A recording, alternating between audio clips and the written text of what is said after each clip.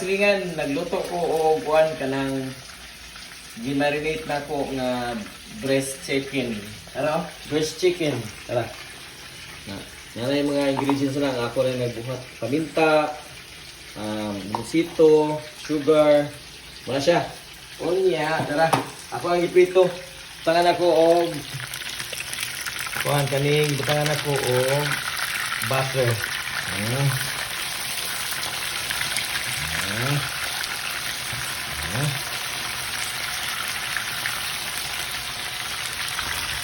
Yat dito lang mo niya, mga silingan ko, maluto na. Dali na kayo, marinate na. Nga, prito. Ang mga silingan, luto na nga to ang marinated nga breast chicken.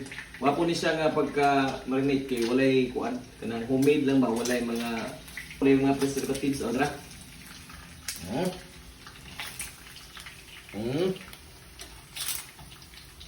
Okay.